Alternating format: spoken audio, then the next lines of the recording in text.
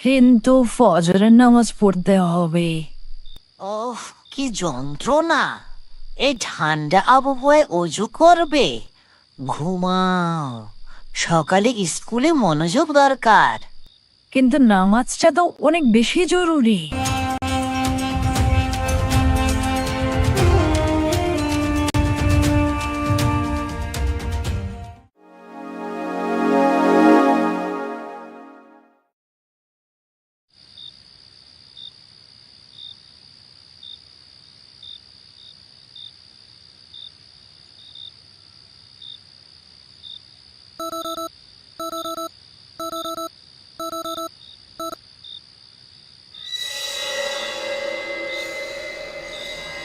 কি করছো? তুমি কি করতে যাচ্ছ? স্কুল বাসের 1 ঘন্টা আগে কেন ঘুম থেকে উঠছো? ঘুমাও, এখনো তো অনেক সময় আছে। হাও, কিন্তু ফজরের নামাজ পড়তে হবে। ওহ, কি যন্ত্রণা! এই ঠান্ডা আবহাওয়ায় অজু করবে? ঘুমাও, সকালে স্কুলে মনোযোগ দরকার। কিন্তু নামাজটা তো অনেক বেশি জরুরি। তুমি যখন স্কুলের জন্য উঠবে তখন পড়ে নিও। সেই সময় সূর্য উঠবে ঠিকই, কিন্তু আল্লাহ তো ক্ষমাশীল ও করুণাময়। ঠিক আছে, পরে পড়ে নিব।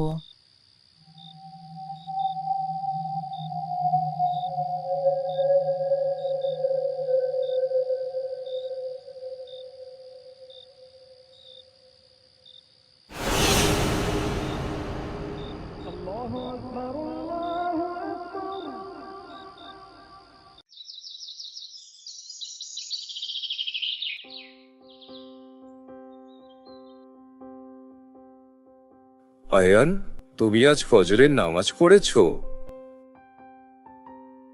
হ্যাঁ মানে, না মানে, হ্যাঁ পড়েছি। ইনশাআল্লাহ কাল আমি তোমাকে নিজে জাগিয়ে তুলব। আমরা একসাথে মসজিদে যাব, ঠিক আছে? মসজিদে?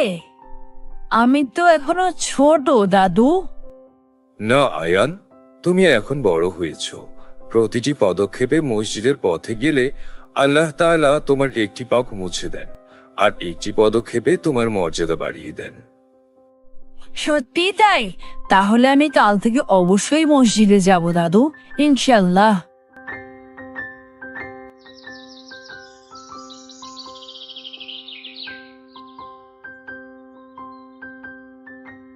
আরে আয়ান, আজ তোমার মুখ এত গম্ভীর কেন?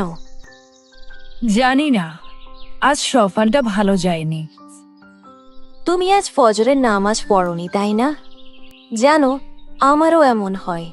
যখন নামাজ মিস করি তখন সারাদিন মনোযোগ থাকে না। হবে হয়তো তাই।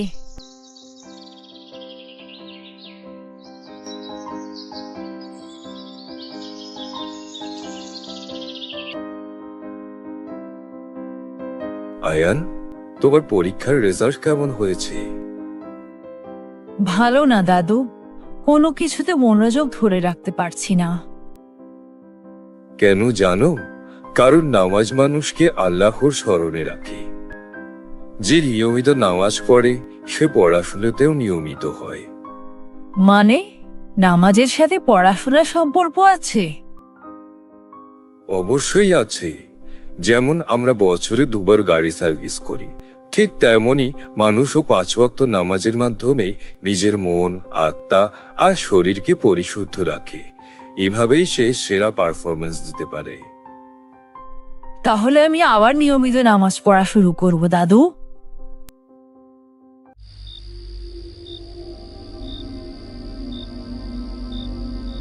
আয়ান, একটু খেলা খেলবে? নামাজ পড়ার আগে ঘুমিয়ে পড়বে না তো? না, এবার নয়, আমি এখন নামাজ পড়ব। না, একদম নয়। তুমি ফজরের জন্য জাগবে না, মনে রেখো। ইনশাআল্লাহ আমি অবশ্যই উঠব ফজরের নামাজ পড়ার জন্যে। না, উফ, অসহ্য! আমি এগুলো সহ্য করতে পারছি না। ও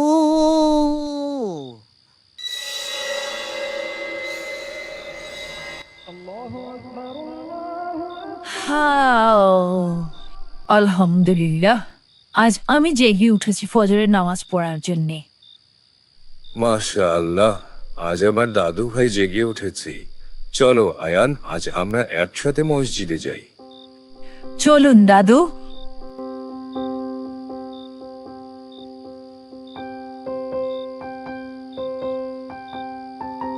हम भी अच्छे बच्चे बनेंगे, मैं सच बोलूंगा, कुछ भी गलत नहीं करूंगा।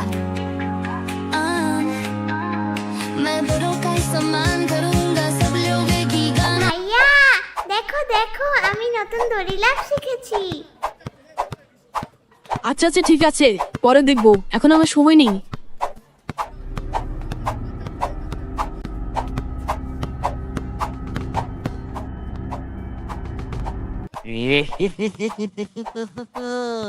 কি মজা, কি মজা! ওরা কেউ কাউকে একবারও সালাম দেয়নি। কি সুখ, আহা কি সুখ! রাফি, রিমি, নাস্তা রেডি, খেতে এসো। কই দেখি কি নাস্তা? দাও দাও, তাড়াতাড়ি দাও, আমি নাস্তা শেষ করে আবার খেলতে যাব।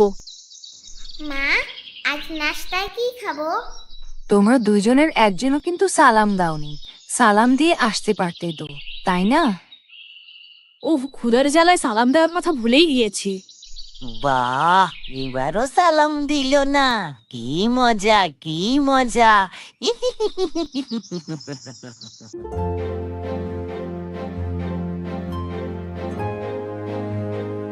দাদু এসেছে, দাদু এসেছে, ইয়ে কি মজা, দাদু এসেছে। এভাবে নয় দাদু ভাই, আগে সালাম তারপর আলিঙ্গন। সালাম দিলে কি এত পার্থক্য হয় দাদু? পার্থক্য? সালাম না দিলে শয়তান খুব খুশি হয়। ঠিক ঠিক, একদম ঠিক। আমি তো রাজা এখানে।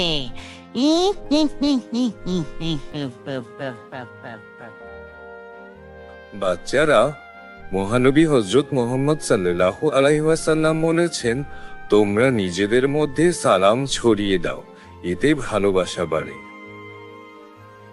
সেই ঘরে আল্লাহ তাআলা রহমত দেন যেখানে সালাম দেয়া নেওয়া হয়, আর যে ঘরে সালাম দেয়া নেওয়া হয় না সেখানে শয়তানের আনাগোনা থাকে। সালাম না দিলে আমি তো আছি। পরের দিন স্কুলে যাওয়ার আগে রাফি বাবাকে সালাম না দিয়েই চলে যায়। রাস্তা দিয়ে হাঁটার সময় ঘটে মজার সব ঘটনা।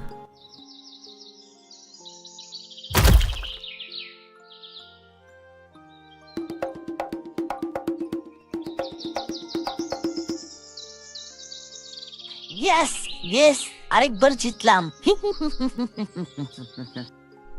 উফ, কি হচ্ছে এসব? আজ সব বুলিয়ে যাচ্ছে কেন? আসসালামু আলাইকুম রিমি। রিমি কোনো উত্তর না দিয়েই বেঞ্চে গিয়ে বসে। পুরো ক্লাস রিমির দিকে তাকিয়ে থাকে। বাচ্চারা, কেউ সালাম দিলে তার উত্তর না দিয়ে চলে যাওয়া একদমই ঠিক নয়। ইয়েস ইয়েস, আরেকবার জিতলাম।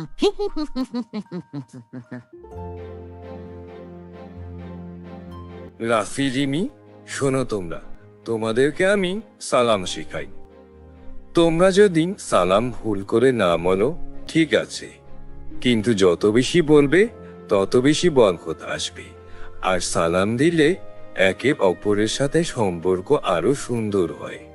তোমরা বলতে পারো সংক্ষেপে আসসালামু আলাইকুম, উত্তরে ওয়ালাইকুম আসসালাম, তাতেও তোমরা সওয়াব পাবে। আর যদি এভাবে বলো আসসালামু আলাইকুম ওয়া রাহমাতুল্লাহি ওয়া বারাকাতুহু এবং উত্তরে ওয়ালাইকুম আসসালাম ওয়া রাহমাতুল্লাহি ওয়া বারাকাতুহু, তাহলে তোমরা বেশি বেশি সওয়াব পাবে। না না না, এতগুলো সালাম কেন শিখিয়ে দিল, সহ্য করতে পারছি না। মারা গেলাম। সালামের অভ্যাস তৈরি করার জন্য ঘটল কিছু মজার ঘটনা। রাফি আয়নার সামনে দাঁড়িয়ে সালাম দিচ্ছে, রিমি বালিশকে সালাম দিচ্ছে, আর এসব দেখে মা রান্না করতে করতে হাসছেন। বাবা দোয়া পড়ছেন, আলহামদুলিল্লাহ পড়ছেন। শয়তান মাথায় হাত দিয়ে বসে আছে। হায় হায়, সব শেষ হয়ে গেল। আসসালামু আলাইকুম বাবা। ওয়ালাইকুম আসসালাম আমার বীর ছেলে।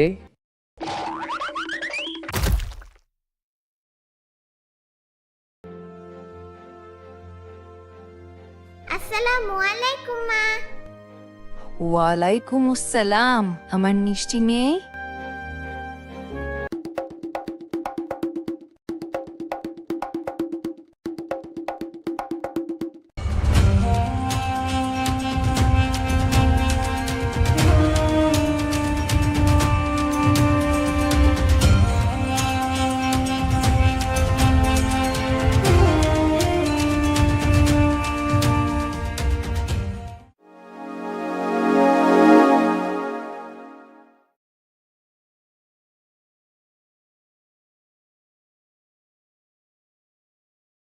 تبارك الذي بيده الملك وهو على كل شيء قدير الذي خلق الموت والحياة ليبلوكم أيكم أحسن عملا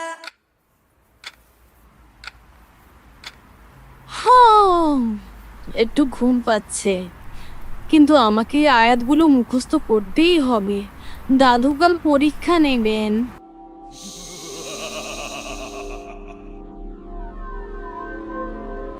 এই হামজা, তোমাকে তো অনেক ঘুমন্ত দেখাচ্ছে। এত ঘুম আর ক্লান্তি নিয়ে ভালো কাজ করবে কিভাবে?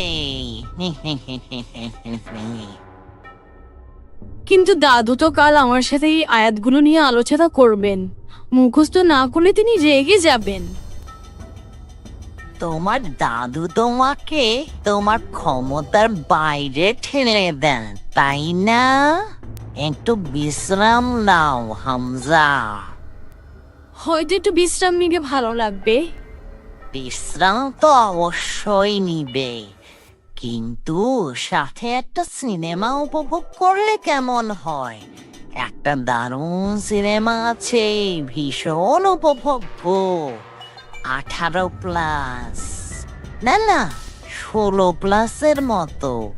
কিন্তু তাতে ভয় নেই, তুমি তো মাত্র 12, একটু দেখলে কিছুই হবে না। কিন্তু এতে কুৎসিত দৃশ্য থাকলে? না না না না না না, গল্পটা উপভোগ করো, সেটাই তো গুরুত্বপূর্ণ।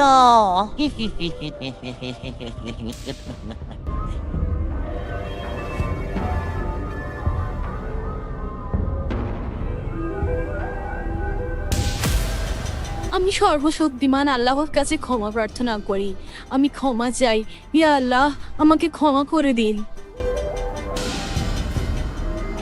থামিও না, শেষ পর্যন্ত দেখো।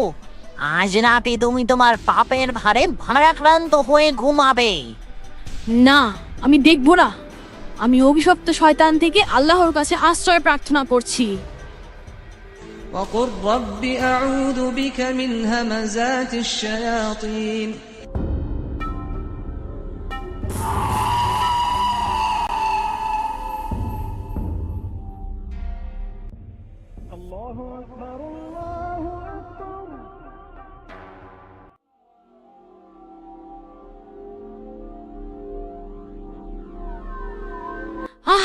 আমি ফজরের নামাজ পড়িনি। ইস, এ কি করলাম আমি? গতকাল রাতের জন্য অপরাধ বোধে ভুগছি।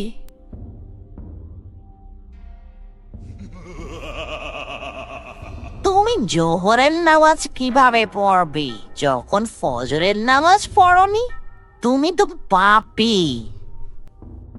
কিন্তু আমি মসজিদে গিয়ে বন্ধুদের সাথে নামাজ পড়তে চাই। তুমি কি আল্লাহর জন্য নামাজ পড়ো নাকি বন্ধুদের দেখানোর জন্য? ভণ্ড। আমি মোটেই ভণ্ড নই। আমি আমার বন্ধুদের সাথে শুধু একসাথে নামাজ পড়তে যাই। আমি আমার আল্লাহকে খুশি করার জন্যই নামাজ পড়ি। তুমি শুধু নামাজের ভান করো, তুমি একটা চরম ভণ্ড। তুমি মিথ্যা বলছো, আমি ভণ্ড নই।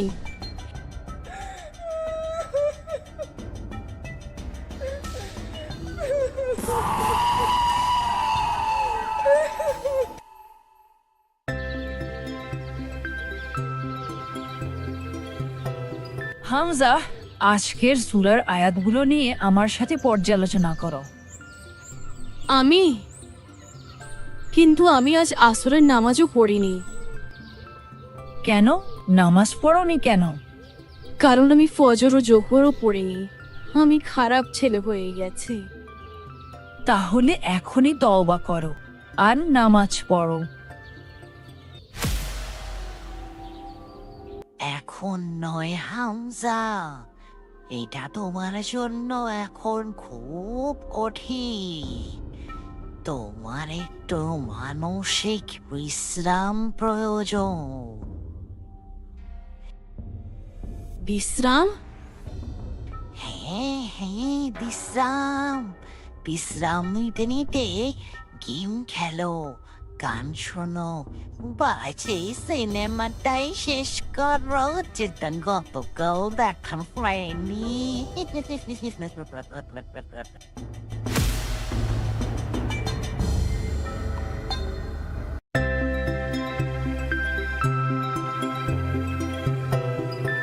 হামজা, তুমি কোথায় ছিলে? আমি পার্কে ছিলাম দাদু। চলো তোমার মুখস্থ করা অংশটা শুনি। আসলে দাদু, আমি খুব ব্যস্ত ছিলাম স্কুলের কাজে। আসলে শব্দটি শুনলেই আমি বুঝতে পারি এখানে গোপন কিছু আছে। কি হয়েছে হামজা? আমাকে সব খুলে বলো। আমি নামাজ মিস করেছি। গত রাতে আমি সিনেমা দেখেছিলাম, তারপর মনে হলো আমি আর নামাজ পড়তে পারবো না। আহা, এভাবেই শয়তান তোমাকে প্রতারিত করেছে। প্রথমে পাপ করতে বাধ্য করে, তারপর সেই পাপের অপরাধ বোধে তোমাকে আল্লাহর আনুগত্য থেকে দূরে রাখে। তাহলে কি আমার নামাজ পড়ার সুযোগ ছিল? আমি নামাজ পড়তে পারতাম। অবশ্যই, আল্লাহ বলেছেন ভালো কাজ মন্দ কাজকে দূর করে দেয়। আর আমাদের নবী রাসূল সাল্লাল্লাহু আলাইহি ওয়াসাল্লাম বলেছেন মন্দ কাজের পরে ভালো কাজ করো, ভালো কাজ মন্দ কাজকে মুছে ফেলবে। দাদু, আমরা কেন প্রতিটি ইবাদতের শুরুতে বলি বিসমিল্লাহির রহমানির রহিম? কেন পরম দয়ালু, পরম করুণাময় বলা হয়? কারণ আল্লাহ আমাদের প্রতি দয়া করেন আমাদের আনুগত্যের আগেও। তিনি ক্ষমা করেন, ভালোবাসেন। এই জন্য আমরা শুরুতেই তার দয়ার কথা স্মরণ করি। সুবহানাল্লাহ, কি সুন্দর অর্থ।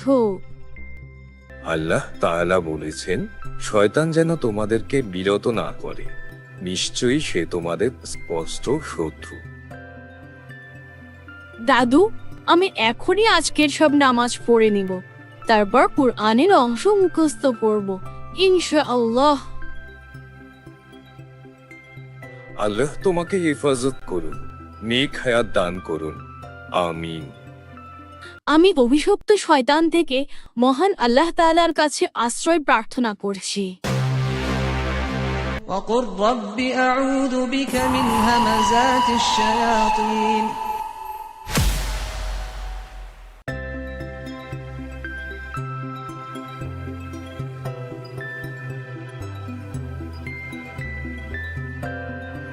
শয়তান মানুষকে পাপের পথে টানে, কিন্তু যে আল্লাহর দয়ার উপর ভরসা রাখে সে কখনো পথ হারায় না। হামজা যেমন আবার ফিরে পেয়েছিল তার ঈমান, তেমনি আমরাও ফিরে যেতে পারি আমাদের আল্লাহর দিকে। তওবার দরজা সব সময় খোলা।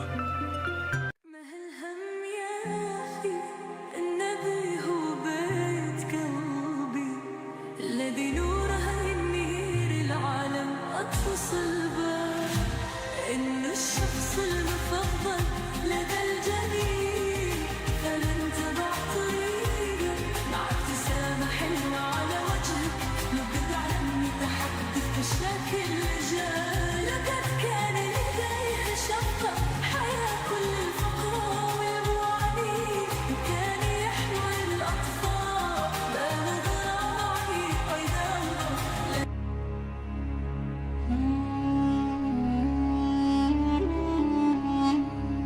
মক্কার বাতাসে তখন খবর ছড়িয়ে পড়েছে মুহাম্মদ পালিয়ে গেছেন। আর কুরাইশ ঘোষণা করলো, মক্কাবাসীর জন্য বিশেষ ঘোষণা, যে মুহাম্মদকে জীবিত অথবা মৃত অবস্থায় ধরে আনবে, পুরস্কার হিসেবে তাকে দেয়া হবে 100 উট।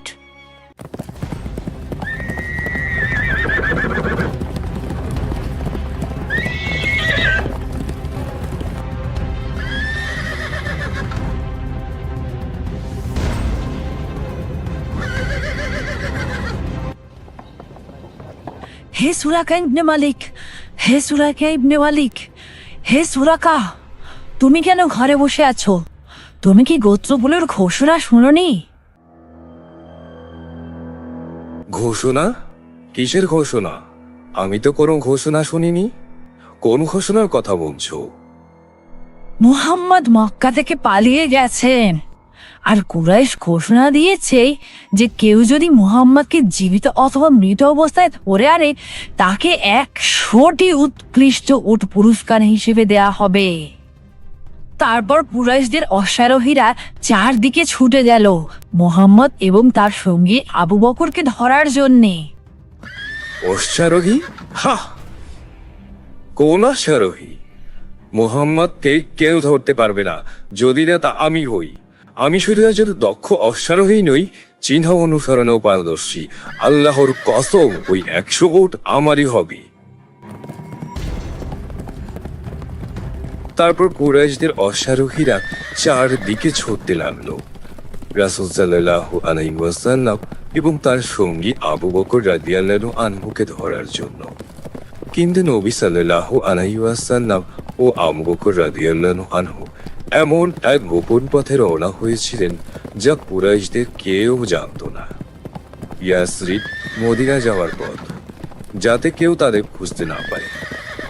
কেউ না, শুধু সুরাকা ইবনে মালিক ছাড়া। সুরাকা বুদ্ধিমান ছিল।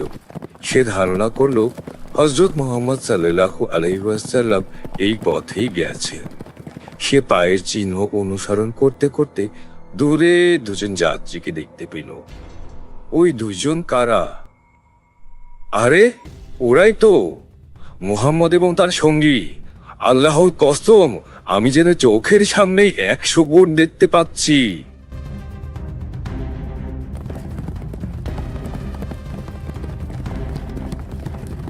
কিন্তু হঠাৎ তার ঘোড়া হোঁচট খেল।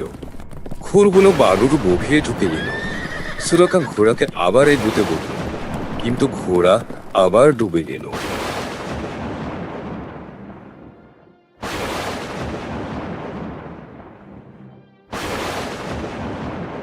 হে সুরাকা, রাসূল সাল্লাল্লাহু আলাইহি ওয়াসাল্লাম আল্লাহর কাছে দোয়া করেছেন যেন তুমি আমাদের কাছে পৌঁছাতে না পারো।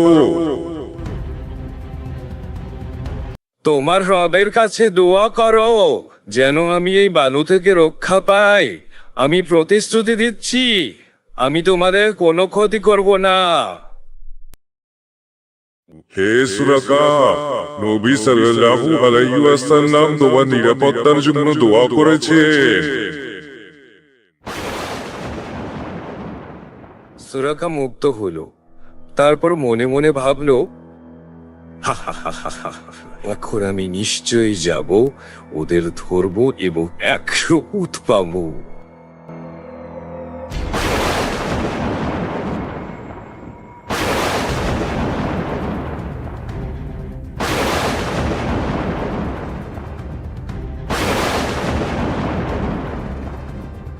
রাসূল সাল্লাল্লাহু আলাইহি ওয়াসাল্লাম তোমার বিরুদ্ধে দোয়া করেছেন, কারণ তুমি প্রতিশ্রুতি নিয়েছো। আমি আর প্রতিশ্রুতি ভাঙবো না। হে মুহাম্মদ, আমার জন্য আবার দোয়া করুন যেন আমি নিরাপদে যেতে পারি, আর আমার সরঞ্জাম ও অস্ত্র রাখার অনুমতি দিন। সুরাকার কথার উত্তরে নবী হযরত সাল্লাল্লাহু আলাইহি ওয়াসাল্লাম বলেন, হে সুরাকা, আমাদের তোমার অস্ত্র বা সরঞ্জামের কোনো প্রয়োজন নেই। আমি যদি তোমার নিরাপত্তার জন্য আল্লাহর কাছে দোয়া করি, তুমি কি প্রতিশ্রুতি দেবে যে আমাদের কোনো ক্ষতি করবে না? আমি তোমাদের কোনো ক্ষতি করব না এবং পিছনের লোকদের থেকে রক্ষা করব। সুরাকার কথায় রাসূল সাল্লাল্লাহু আলাইহি ওয়াসাল্লাম হাসলেন এবং বললেন, তাহলে আমাদের মধ্যে এই চুক্তি থাকুক। যাও হে সুরাকা, তোমার জাতির কাছে ফিরে যাও। সুরাকা যখন ঘোড়া চড়ে ফিরে যাচ্ছিল, নবী হযরত মুহাম্মদ সাল্লাল্লাহু আলাইহি ওয়াসাল্লাম ডেকে বললেন, হে সুরাকা, তুমি কি 100 উটের জন্য দুঃখ করছো? আমার ঘোড়া যদি বারবার বালুতে ডুবে যায়, তাহলে 100 উটেরই বা কি দাম? সুরাকার কথার জবাবে রাসূলুল্লাহ শান্ত স্বরে বললেন, দুঃখ করো না হে সুরাকা, আল্লাহ তোমাকে এর চেয়েও অনেক বড় কিছু দেবেন। কি অবস্থা হবে হে সুরাকা যখন তুমি পড়বে পারস্যের রাজার হাতের বালা? পারস্যের রাজার হাতের বালা মানে খসরুর বালা, দুনিয়ার সবচেয়ে ধনী রাজা। আমি সুরাতা ইবনে মালিক সেগুলো পড়বো? জবাবে নবী সাল্লাল্লাহু আলাইহি ওয়াসাল্লাম বলেন, হ্যাঁ হে সুরাকা, তুমি সেগুলো পড়বে।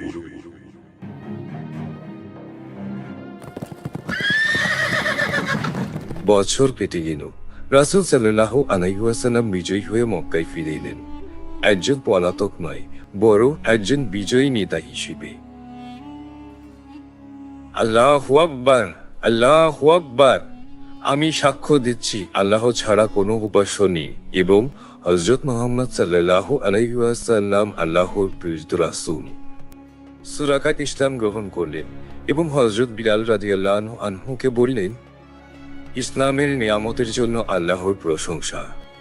আমি নবী হযরত মুহাম্মদ সাল্লাল্লাহু আলাইহি ওয়াসাল্লামের সঙ্গে হিজরতের পুরস্কার হারিয়েছি, কিন্তু আল্লাহ আজ আমাকে ঈমান দান করেছেন। আল্লাহর কসম, দুনিয়ার সবকিছু নবীর নখের একটুখানি অংশের সমানও নয়।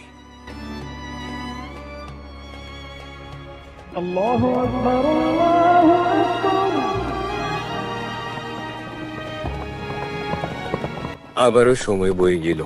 মুসলমানরা পারস্যকে পরাজিত করল এবং বিশাল ধন সম্পদ নিয়ে মদিনায় ফিরে এলো। পারস্যের সমস্ত রত্ন আমিরুল মুমিনিন ওমর ইবনুল খাত্তাব রাদিয়াল্লাহু আনহুর সামনে আনা হলো। বিলাল রাদিয়াল্লাহু আনহু বললেন, হে আমিরুল মুমিনিন, এই সমস্ত ধন সম্পদ কি বাইতুল মালে রাখবো? হ্যাঁ, অবশ্যই, যাতে সব মুসলমান এর সুফল পায়। সমস্ত প্রশংসা আল্লাহর, যিনি আমাদের সৈন্যদের আমানতদার করেছেন। তখন সুরাকাত এগিয়ে এসে হাসি মুখে বললেন, হে আমিরুল মুমিনিন, এগুলো রাখার আগে আমাকে আমার অংশ দিন। তোমার অংশ? কোন অংশ হে সুরাকা? পারস্যের রাজা খসরুর বালা। খসরুর বালা? তুমি এগুলো নিজের জন্য দাবি করছো? হ্যাঁ, আমি এগুলো নিজের জন্য দাবি করছি হে আমিরুল মুমিনিন।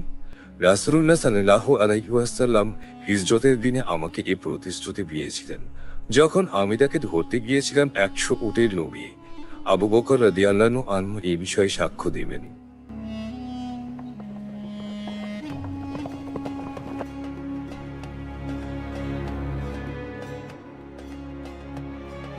আবু বকর রাদিয়াল্লাহু আনহু সাক্ষ্য দিলেন। ওমর রাদিয়াল্লাহু আনহু গভীর আবেগে বললেন, খসরুর বালা, আল্লাহর কসম, আমি এগুলো তোমার কাছ থেকে আটকাবো না। তারপর ওমর রাদিয়াল্লাহু আনহুর নির্দেশে খসরুর সোনার বালা সুরাকার হাতে পরিয়ে দেওয়া হলো। রাসূল সাল্লাল্লাহু আলাইহি ওয়াসাল্লামের ভবিষ্যৎবাণী পূর্ণ হলো।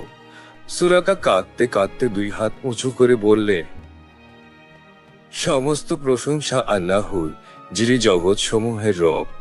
রাসূলুল্লাহ সাল্লাল্লাহু আলাইহি ওয়াসাল্লামের প্রতিশ্রুতি সত্য প্রমাণিত হয়েছে।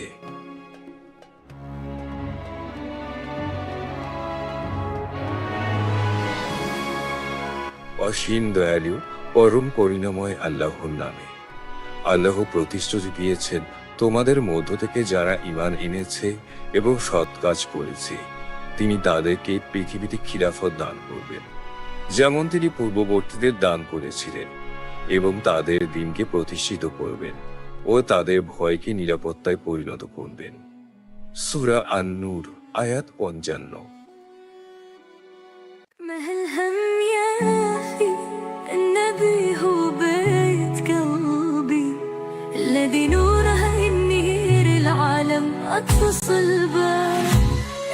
الشخص المفضل لدى الجميع، فلن تبع طريقك مع ابتسامة حلوة على وجهك، يبقى علم متحدث بشكل جاي. لقد كان لديه شفقة حياة كل الفقراء والمعانين، وكان يحمل الأطفال بنظرة عين. أيضا الله لن يفعل ذلك أبدا دون أن يدرك ذلك، إنهم لا يعرفون شيئا فهناك غبار في عيونهم.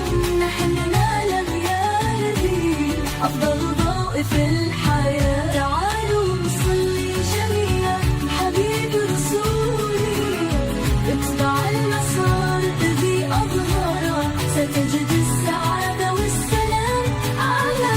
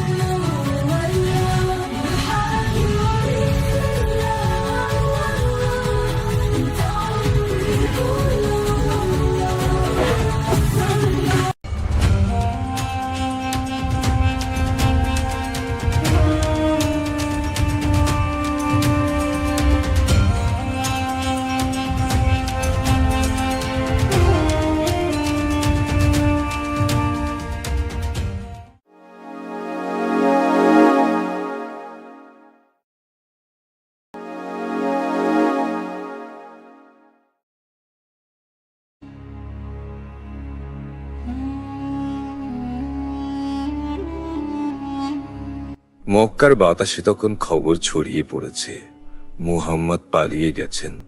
আর কুরাইশ ঘোষণা করলো,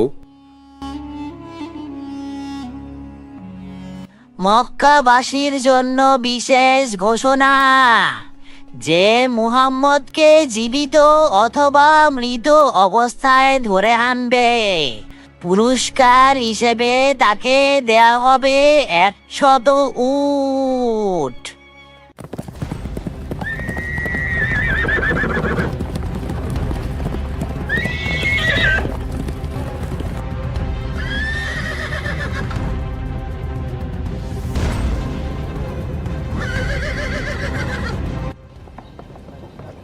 হে সুরাকা ইবনে মালিক, হে সুরাকা ইবনে মালিক, হে সুরাকা, তুমি কেন ঘরে বসে আছো? তুমি কি গোত্রগুলোর ঘোষণা শুনোনি? ঘোষণা? কিসের ঘোষণা? আমি তো কোনো ঘোষণা শুনিনি। কোন ঘোষণার কথা বলছো? মুহাম্মদ মক্কা থেকে পালিয়ে গেছেন, আর কুরাইশ ঘোষণা দিয়েছে যে কেউ যদি মুহাম্মদকে জীবিত অথবা মৃত অবস্থায় ধরে আনে তাকে 100টি উৎকৃষ্ট উট পুরস্কার হিসেবে দেয়া হবে। তারপর কুরাইশদের অশ্বারোহীরা চারদিকে ছুটে গেল মুহাম্মদ এবং তার সঙ্গী আবু বকরকে ধরার জন্যে। অশ্বারোহী? হা! কোন অশ্বারোহী? মুহাম্মদকে কেউ ধরতে পারবে না যদি না তা আমি হই।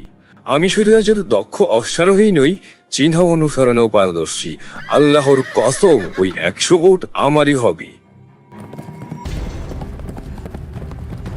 তারপর কুরাইশদের অশ্বারোহীরা চারদিকে ছুটতে লাগলো রাসূল সাল্লাল্লাহু আলাইহি ওয়াসাল্লাম এবং তার সঙ্গী আবু বকর রাদিয়াল্লাহু আনহুকে ধরার জন্য।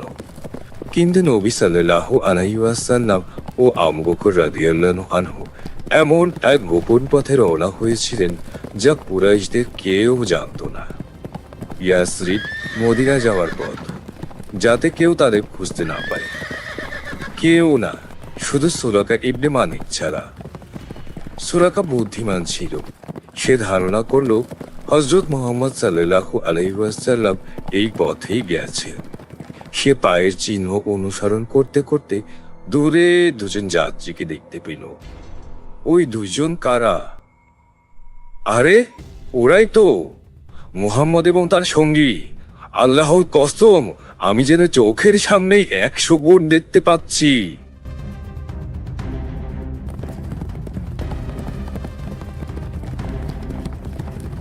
কিন্তু হঠাৎ তার ঘোড়া হোঁচট খেল, খুরগুলো বালুর মুখে ঢুকে গেল। সুরাকা ঘোড়াকে আবার এগুতে বলল, কিন্তু ঘোড়া আবার ডুবে গেল।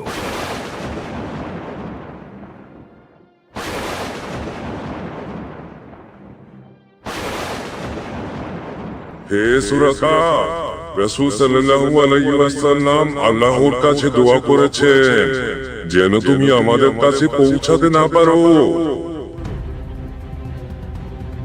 তোমার রবের কাছে দোয়া করো যেন আমি এই বালু থেকে রক্ষা পাই। আমি প্রতিশ্রুতি দিচ্ছি, আমি তোমাদের কোনো ক্ষতি করব না।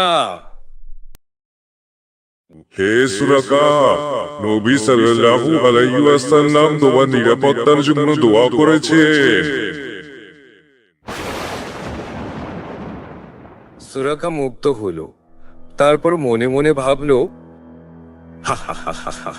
এখন আমি নিশ্চয়ই যাব, ওদের ধরবো এবং 100 উট পাবো।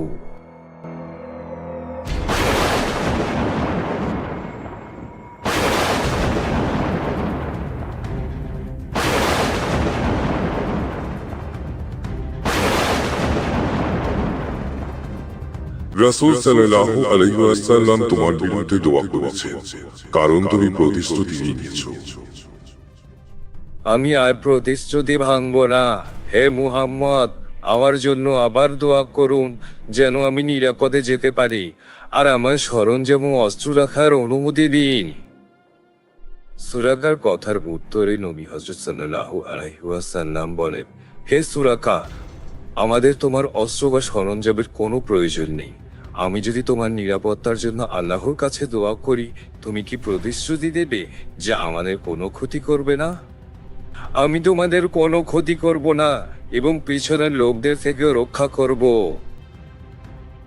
সুরাকার কথায় রাসূল সাল্লাল্লাহু আলাইহি ওয়াসাল্লাম হাসলেন এবং বললেন, তাহলে আমাদের মধ্যে এই চুক্তি থাকুক। যাও হে সুরাকা, তোমার জাতির কাছে ফিরে যাও। সুরাকা যখন ঘোড়া চড়ে ফিরে যাচ্ছিল, নবী হযরত মুহাম্মদ সাল্লাল্লাহু আলাইহি ওয়াসাল্লাম ডেকে বললেন, হে সুরাকা, তুমি কি 100 উটের জন্য দুঃখ করছো? আমার ঘোড়া যদি বারবার বালুতে ডুবে যায়, তাহলে 100 উটেরই বা কি দাম? সুরাকার কথার জবাবে রাসূলুল্লাহ শান্ত স্বরে বললেন, দুঃখ করো না হে সুরাকা, আল্লাহ তোমাকে এর চেয়েও অনেক বড় কিছু দেবেন। কি অবস্থা হবে হে সুরাকা যখন তুমি পড়বে পারস্যের রাজার হাতের বালা? পারস্যের রাজার হাতের বালা মানে খসরুর বালা, দুনিয়ার সবচেয়ে ধনী রাজা। আমি সুরাতা ইবনে মালিক সেগুলো পড়বো? জবাবে নবী সাল্লাল্লাহু আলাইহি ওয়াসাল্লাম বলেন, হ্যাঁ হে সুরাকা, তুমি সেগুলো পড়বে।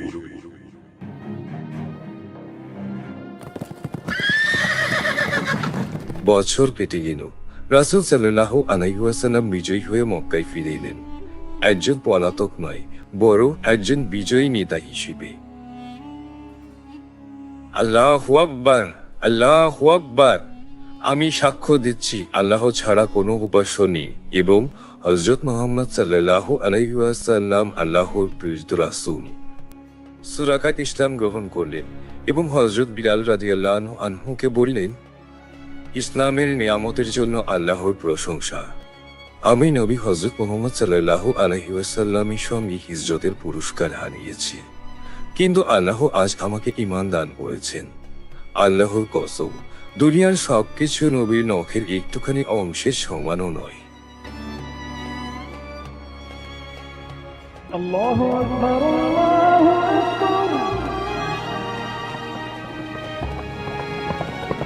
আবারও সময় বয়ে গেল। মুসলমানরা পারস্যকে পরাজিত করল এবং বিশাল ধন সম্পদ নিয়ে মদিনায় ফিরে এলো। পারস্যের সমস্ত রত্ন আমিরুল মুমিনিন ওমর ইবনুল খাত্তাব রাদিয়াল্লাহু আনহুর সামনে আনা হলো। বিলাল রাদিয়াল্লাহু আনহু বললেন, হে আমিরুল মুমিনিন, এই সমস্ত ধন সম্পদ কি বায়তুল মালে রাখবো? হ্যাঁ, অবশ্যই, যাতে সব মুসলমান এর সুফল পায়। সমস্ত প্রশংসা আল্লাহর, যিনি আমাদের সৈন্যদের আমানতদার করেছেন। তখন সুরাকা এগিয়ে এসে হাসি মুখে বললেন, হে আমিরুল মুমিনিন, এগুলো রাখার আগে আমাকে আমার অংশ দিন। তোমার অংশ? কোন অংশ হে সুরাকা? পারস্যের রাজা খসরুরবালা। খসরুরবালা, তুমি এগুলো নিজের জন্য দাবি করছো? হ্যাঁ, আমি এগুলো নিজের জন্য দাবি করছি হে আমিরুল মুমিনিন।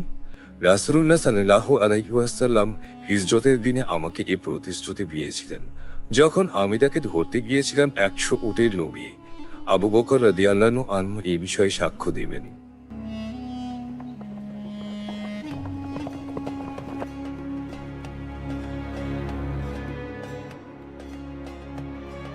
আবু বকর রাদিয়াল্লাহু আনহু সাক্ষ্য দিলেন। ওমর রাদিয়াল্লাহু আনহু গভীর আবেগে বললেন, খসরুরবালা, আল্লাহর কসম, আমি এগুলো তোমার কাছ থেকে আটকাবো না।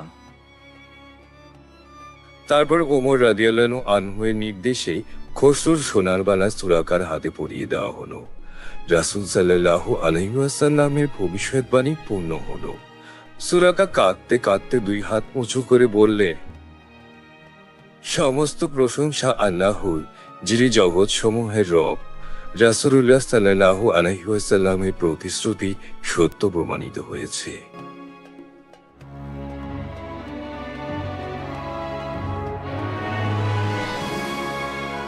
অসীম দয়ালু, পরম করুণাময় আল্লাহর নামে।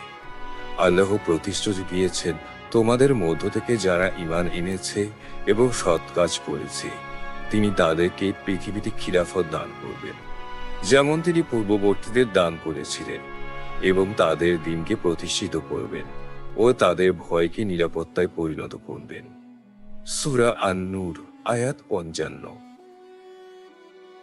ما هالهم يا أخي، النبي هو بيت قلبي، الذي نوره النير العالم أطفص الباب، إنه الشخص المفضل لدى الجميع، فلن تبع طريقه مع ابتسامة حلوة على وجهك، لقد علم متحدث بشكل جاي، لقد كان لديه شفقة حياة كل الفقراء والمعانين، وكان يحمل الأطفال بين ذراعي، أيضا الله لن يفعل ذلك أبدا دون أن يترك ذلك، إنهم لا يعرفون شيئا فهناك غبار في عيونهم، نحن نعلم يا نبي أفضل ضوء في الحياة، تعالوا نصلي جميعا حبيب رسولي، اتبع المسار الذي أظهره، ستجد السعادة والسلام على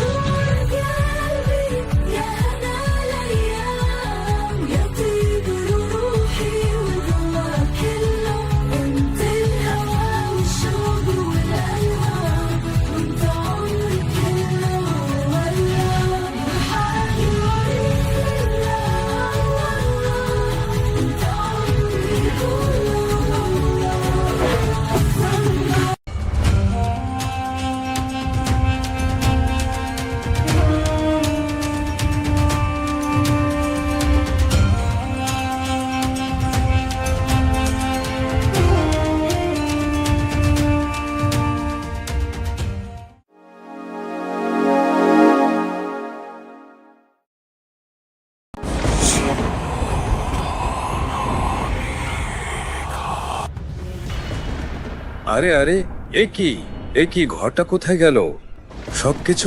সবকিছু হারিয়ে গেল। কিভাবে সম্ভব হলো? সবকিছু কোথায়? রোহিল, আমি তোমাকে সতর্ক করেছিলাম, তুমি প্রতিশ্রুতি রাখোনি, তুমি আমাদের বিশ্বাস ভেঙেছো। যে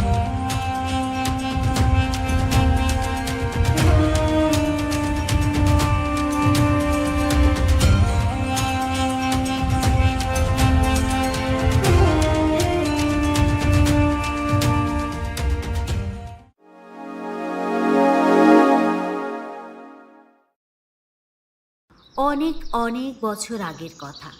এক দরিদ্র ভেষজ বিক্রেতা, নাম তার রহিম, শীতের কনকনে হাওয়ায় একা হেঁটে যাচ্ছিল পাহাড় পেরিয়ে বনে জঙ্গলে। তার ব্যাগ ভর্তি পুরনো জিনিস আর শুকনো চা পাতা। হায় আল্লাহ, আজও কিছু বিক্রি হলো না। এই গাছটার নিচে একটু বিশ্রাম নিই। এ কেমন জায়গা! মনে হচ্ছে পৃথিবীর শেষ প্রান্তে চলে এসেছি।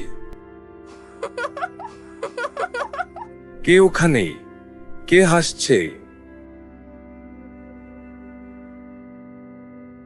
তোমরা তোমরা কারা? এই গভীর জঙ্গলে কি করে এলে? ভয় পেও না পথিক, আমরা তোমাকে কষ্ট দিতে আসিনি। তুমি নিশ্চয়ই ক্লান্ত, এসো আমাদের সঙ্গে চলো। আমাদের ঘরে এসো পথিক, আজ তুমি আমাদের অতিথি। রহিম আশ্চর্য হয়ে মেয়েদের পিছু নেয়। তারা তাকে এক স্বপ্নময় প্রাসাদের মতো ঘরে নিয়ে গেল।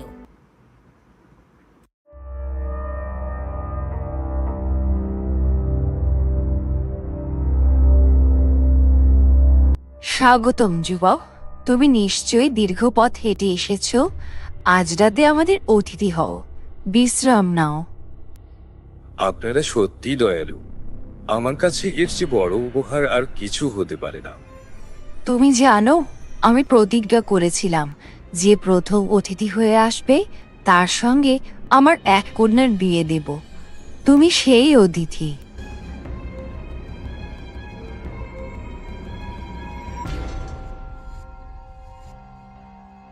এ এ আমি এ আমি কিভাবে না বলি? আপনার কন্যা আমার জীবনের শ্রেষ্ঠ আশীর্বাদ হবে।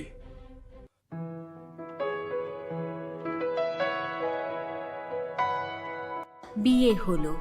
সুখে ভরা এক নতুন জীবন শুরু করলো রহিম। সুন্দরী স্ত্রী তাকে খুব ভালোবাসতো, যত্ন করত, তার জন্য রান্না করত, সেলাই করত। রহিম ভাবল, আমি স্বপ্নে আছি।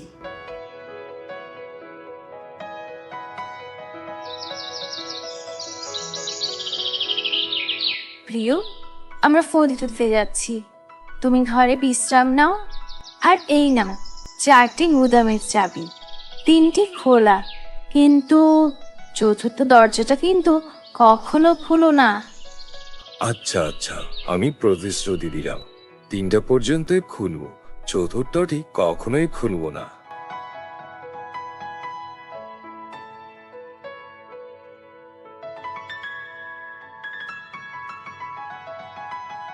কিছুক্ষণ পর ঘরটা নিস্তব্ধ হয়ে গেল। রহিম একা, বিরক্ত, কৌতূহল তাকে গ্রাস করছে।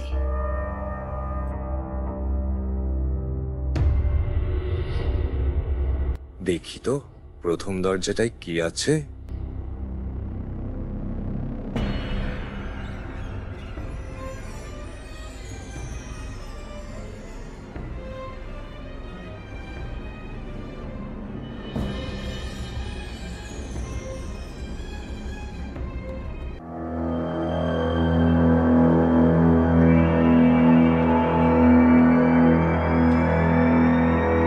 প্রথম দরজার ওপারে গ্রীষ্ম, রোদ, উষ্ণতা, বাতাসে ভরা জীবন।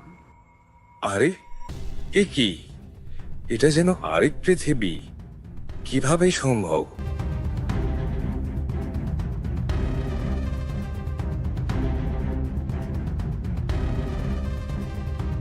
দ্বিতীয় দরজায় শরতের রঙিন পাতা, সোনালি ধুলা।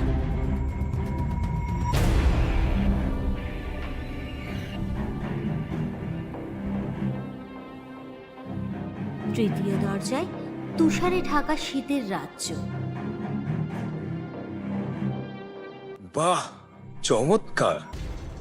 এ তো অপরূপ। কিন্তু চতুর্থটিতে কি আছে? ওটা খুলতে নিষেধ করেছে। তার মানে সেখানে হয়তো আরো বেশি কিছু সৌন্দর্য লুকিয়ে আছে, অথবা গোপন কিছু। দেখতেই হয়। তার প্রতিশ্রুতি ভুলে গেল রহিম। চতুর্থ দরজার দিকে এগিয়ে গেল সে। একবার দেখলে কি আর হবে? যাই একটু ঘুরেই দেখি।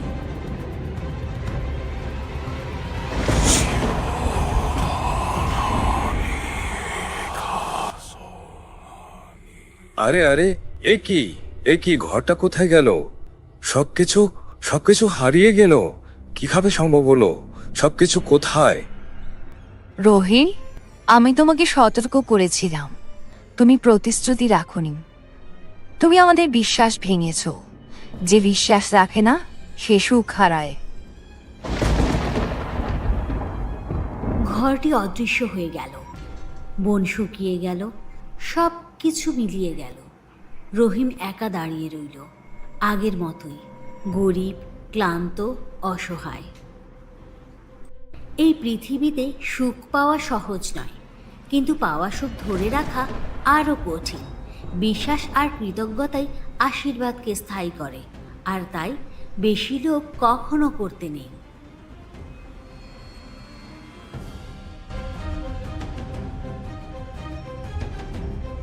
কিন্তু ফজরের নামাজ পড়তে হবে। ওহ, কি যন্ত্রণা! এই ঠান্ডা আবহাওয়ায় অজু করবে? ঘুমাও, সকালে স্কুলে মনোযোগ দরকার। কিন্তু নামাজটা তো অনেক বেশি জরুরি।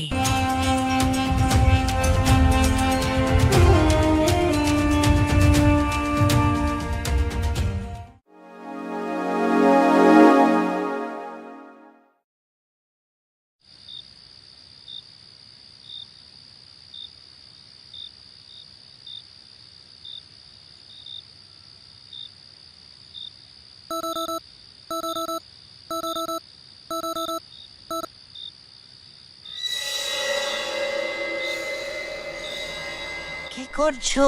তুমি কি করতে যাচ্ছ? স্কুল বাসের 1 ঘন্টা আগে কেন ঘুম থেকে উঠছো? ঘুমাও, এখনো তো অনেক সময় আছে। হাও, কিন্তু ফজরের নামাজ পড়তে হবে।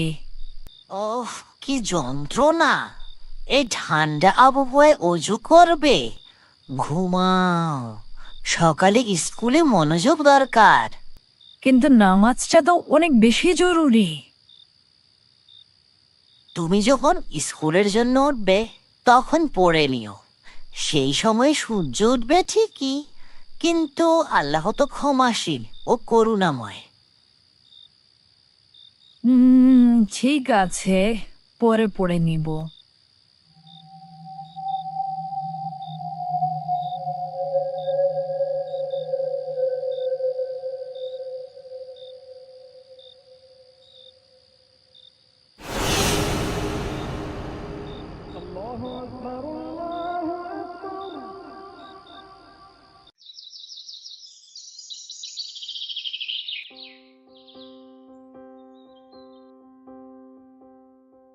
আয়ান, তুমি আজ ফজরের নামাজ পড়েছো? হ্যাঁ হ্যাঁ, পড়েছি। ইনশাআল্লাহ কাল আমি তোমাকে নিজে জাগিয়ে তুলব।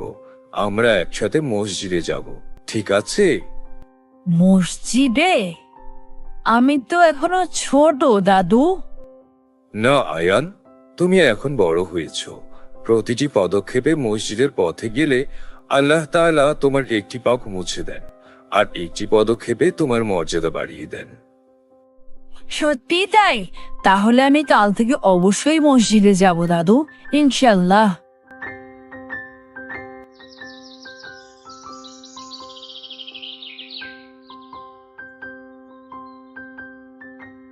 আরে আয়ান, আজ তোমার মুখ এত গম্ভীর কেন? জানি না, আজ সফলটা ভালো যায়নি। তুমি আজ ফজরের নামাজ পড়নি, তাই না? জানো, আমারও এমন হয়। যখন নামাজ মিস করি তখন সারাদিন মনোযোগ থাকে না। হবে হয়তো তাই।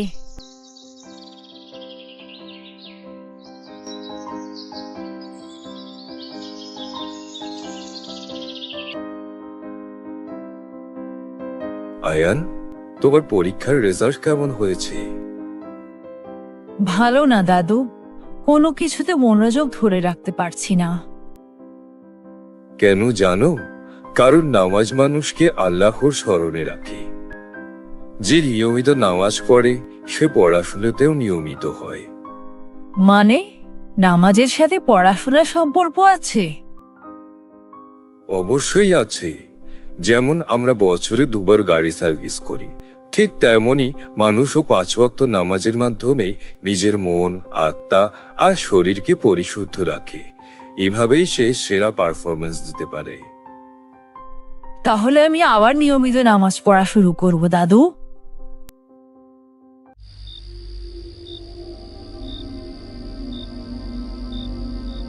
আয়ান, একটু খেলা খেলবে? নামাজ পড়ার আগে ঘুমিয়ে পড়বে না তো? না, এবার নয়, আমি এখন নামাজ পড়ব। না, একদম নয়। তুমি ফজরের জন্য জাগবে না, মনে রেখো। ইনশাআল্লাহ আমি অবশ্যই উঠব ফজরের নামাজ পড়ার জন্যে। না, উফ, অসহ্য, আমি এগুলো সহ্য করতে পারছি না। ও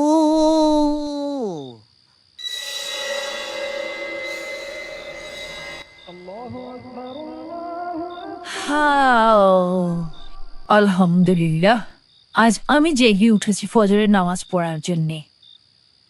মাশাআল্লাহ, আজ আমার দাদু ভাই জেগে উঠেছে। চলো আয়ান, আজ আমরা একসাথে মসজিদে যাই। চলুন দাদু।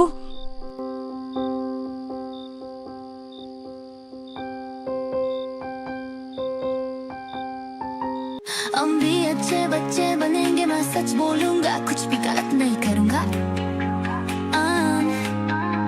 मैं बड़ों का सम्मान करूंगा, सब लोग एक ही गाना गाएंगे। ভাইয়া, দেখো দেখো, আমি নতুন দড়ি লাফ শিখেছি।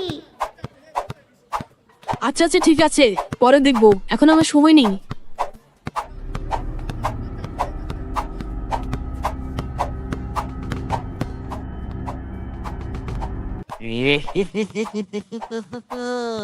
কি মজা, কি মজা! ওরা কেউ কাউকে একবারও সালাম দেয়নি। কি সুখ, আহা কি সুখ! রাফি, রিমি, নাস্তা রেডি, খেতে এসো। কই দেখি কি নাস্তা? দাও দাও, তাড়াতাড়ি দাও, আমি নাস্তা শেষ করে আবার খেলতে যাব। মা, আজ নাস্তায় কি খাবো? তোমরা দুজনের একজনও কিন্তু সালাম দাওনি। সালাম দিয়ে আসতে পারতে তো, তাই না? ও, ক্ষুধার জ্বালায় সালাম দেওয়ার কথা ভুলেই গিয়েছি। বাহ, এবারও সালাম দিল না। কি মজা, কি মজা!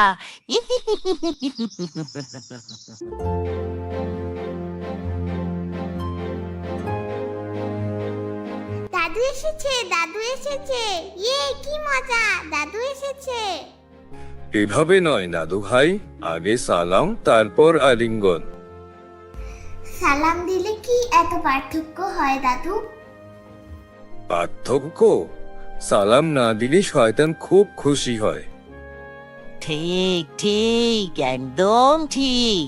আমি তো রাজা এখানে।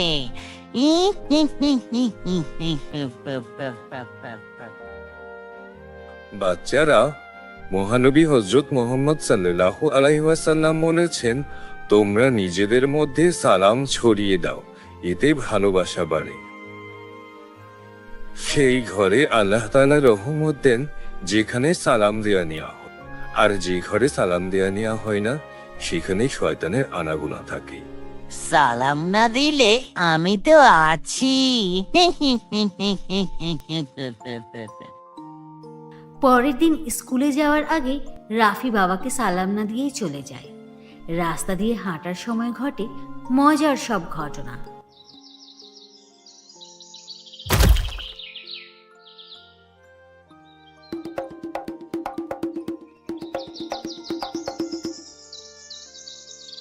ইয়েস ইয়েস, আরেকবার জিতলাম। উফ, কি হচ্ছে এসব? আজ সব বুলিয়ে যাচ্ছে কেন? আসসালামু আলাইকুম রিমি। রিমি কোনো উত্তর না দিয়েই বেঞ্চে গিয়ে বসে। পুরো ক্লাস রিমির দিকে তাকিয়ে থাকে। বাচ্চারা, কেউ সালাম দিলে তার উত্তর না দিয়ে চলে যাওয়া একদমই ঠিক নয়। ইয়েস ইয়েস, আরেকবার জিতলাম।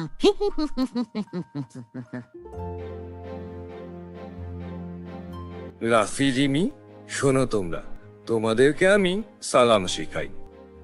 তোমরা যদি সালাম ভুল করে না বলো ঠিক আছে, কিন্তু যত বেশি বলবে তত বেশি বরকত আসবে। আর সালাম দিলে একে অপরের সাথে সম্পর্ক আরো সুন্দর হয়। তোমরা বলতে পারো সংক্ষেপে আসসালামু আলাইকুম, উত্তরে ওয়ালাইকুম আসসালাম, তাতেও তোমরা সওয়াব পাবে।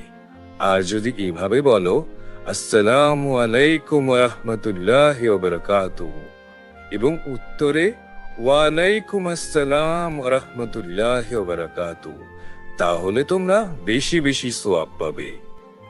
না না না, এতগুলো সালাম কেন শিখিয়ে দিল, সহ্য করতে পারছি না, মারা গেলাম। সালামের অভ্যাস তৈরি করার জন্য ঘটল কিছু মজার ঘটনা। রাফি আয়নার সামনে দাঁড়িয়ে সালাম দিচ্ছে, রিমি বালিশকে সালাম দিচ্ছে, আর এসব দেখে মা রান্না করতে করতে হাসছেন, বাবা দোয়া পড়ছেন, আলহামদুলিল্লাহ পড়ছেন, শয়তান মাথায় হাত দিয়ে বসে আছে। হাই হাই, সব শেষ হয়ে গেল। আসসালামু আলাইকুম বাবা। ওয়া আলাইকুম আসসালাম আমার বীর ছেলে।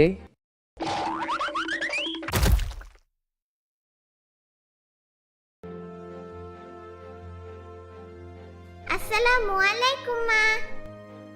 ওয়ালাইকুম আসসালাম আমার মিষ্টি মেয়ে।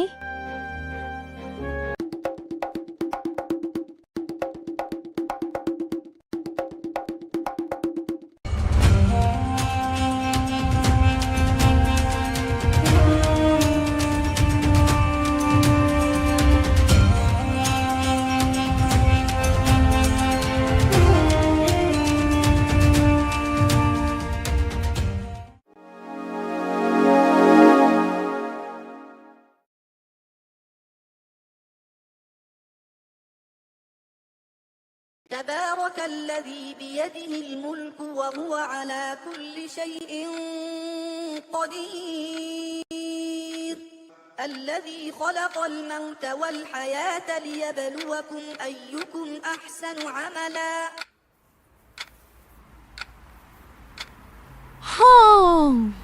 একটু ঘুম পাচ্ছে, কিন্তু আমাকে এই আয়াতগুলো মুখস্থ করতেই হবে। দাদু কাল পরীক্ষা নেবেন।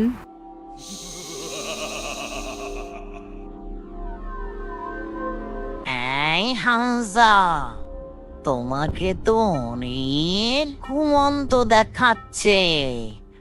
এত ঘুম আর ক্লান্তি নিয়ে ভালো কাজ করবে কিভাবে?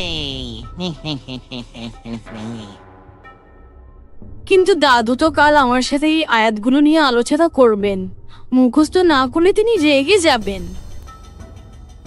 তোমার দাদু তোমাকে তোমার ক্ষমতার বাইরে ঠেলে দেন, তাই না? একটু বিশ্রাম নাও হামজা। হয়তো একটু বিশ্রাম নিলে ভালো লাগবে। বিশ্রাম তো অবশ্যই নিবে, কিন্তু সাথে একটা সিনেমা উপভোগ করলে কেমন হয়? একটা দারুণ সিনেমা আছে, ভীষণ উপভোগ্য, 18+, না না 16+-এর মতো, কিন্তু তাতে ভয় নেই, তুমি তো মাত্র 12, একটু দেখলে কিছুই হবে না।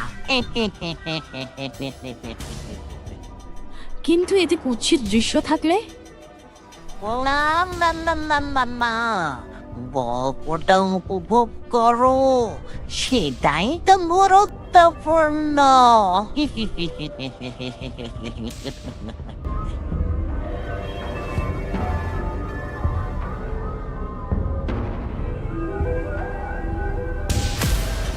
আমি সর্বশক্তিমান আল্লাহর কাছে ক্ষমা প্রার্থনা করি, আমি ক্ষমা চাই, ইয়া আল্লাহ আমাকে ক্ষমা করে দিন। থামিও না, শেষ পর্যন্ত দেখো।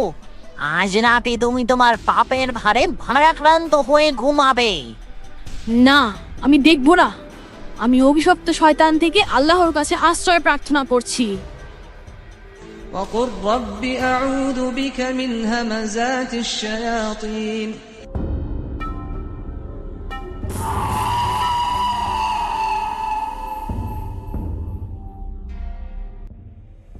আমি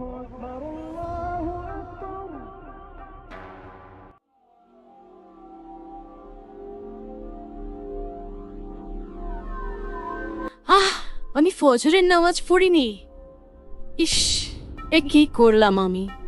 গতকাল রাতের জন্য অপরাধ বোধে ভুগছি।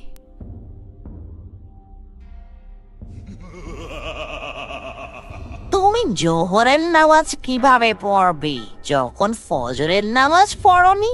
তুমি তো পাপী। কিন্তু আমি মসজিদে গিয়ে বন্ধুদের সাথে নামাজ পড়তে চাই। তুমি কি আল্লাহর জন্য নামাজ পড়ো নাকি বন্ধুদের দেখানোর জন্য? ভণ্ড! আমি মোটেই ভণ্ড নই। আমি আমার বন্ধুদের সাথে শুধু একসাথে নামাজ পড়তে যাই। আমি আমার আল্লাহকে খুশি করার জন্যই নামাজ পড়ি। তুমি শুধু নামাজের ভান করো। তুমি একটা চরম ভণ্ড। তুমি মিথ্যা বলছো, আমি ভণ্ড নই।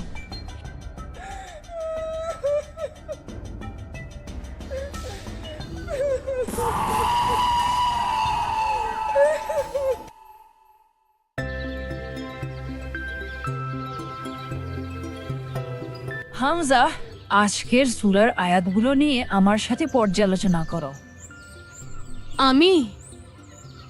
কিন্তু আমি আজ আসরের নামাজও পড়িনি। কেন নামাজ পড়োনি কেন? কারণ আমি ফজর ও জোহরও পড়িনি। আমি খারাপ ছেলে হয়ে গেছি। তাহলে এখনই তওবা করো আর নামাজ পড়ো। এখন নয় হামজা, এটা তোমার জন্য এখন খুব কঠিন। তোমার একটু মানসিক বিশ্রাম প্রয়োজন। বিশ্রাম? হ্যাঁ হ্যাঁ, বিশ্রাম। বিশ্রাম নিতে নিতে গেম খেলো, গান শোনো, বাজে সিনেমাটাই শেষ করো যেটা গতকাল দেখান হয়নি।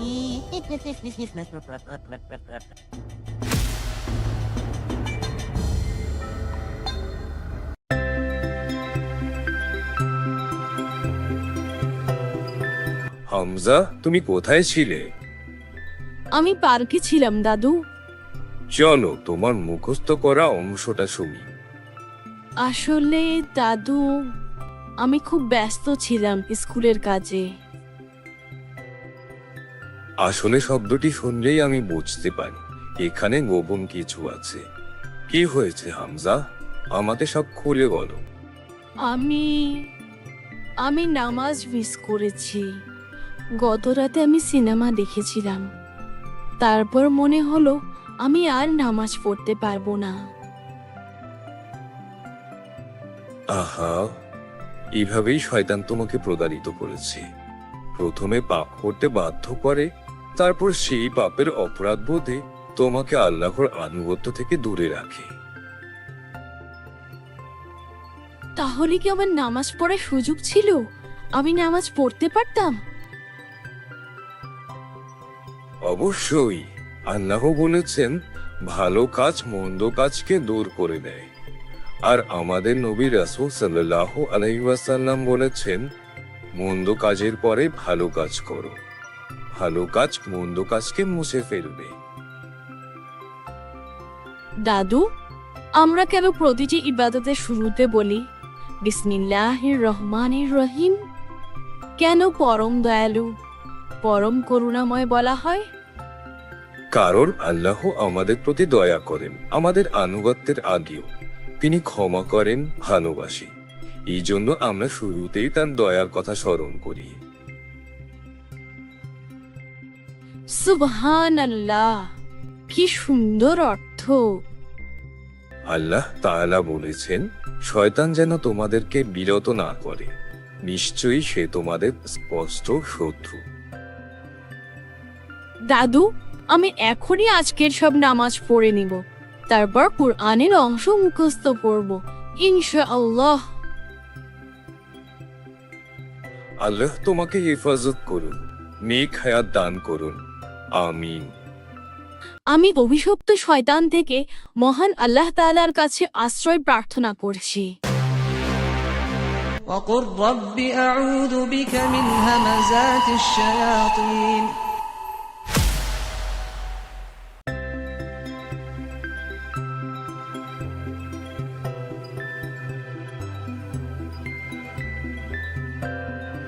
শয়তান মানুষকে পাপের পথে টানে, কিন্তু যে আল্লাহর দয়ার উপর ভরসা রাখে সে কখনো পথ হারায় না।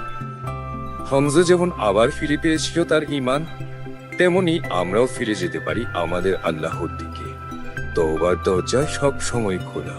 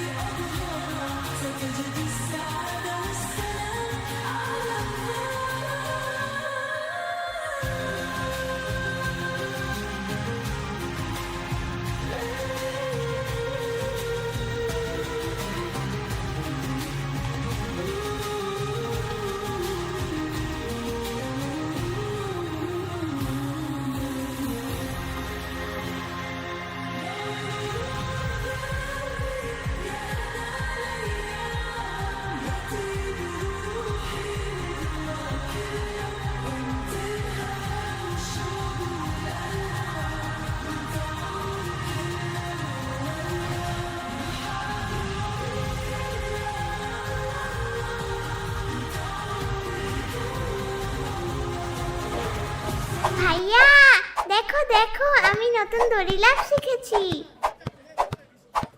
আচ্ছা আচ্ছা ঠিক আছে, পরে দেখবো, এখন আমার সময় নেই।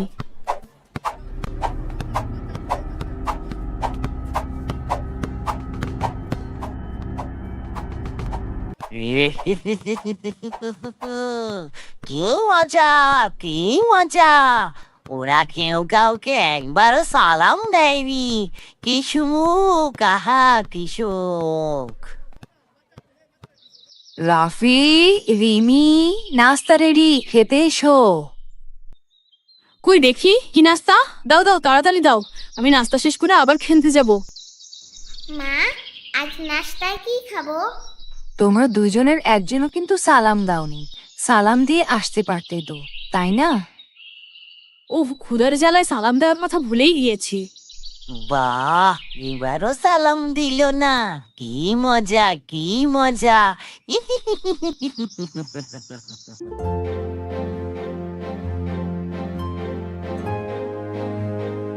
দাদু এসেছে, দাদু এসেছে, ইয়ে কি মজা, দাদু এসেছে। এভাবে নয় দাদু ভাই, আগে সালাম তারপর আলিঙ্গন। সালাম দিলে কি এত পার্থক্য হয় দাদু? পার্থক্য? সালাম না দিলে শয়তান খুব খুশি হয়। ঠিক ঠিক, একদম ঠিক। আমি তো রাজা এখানে।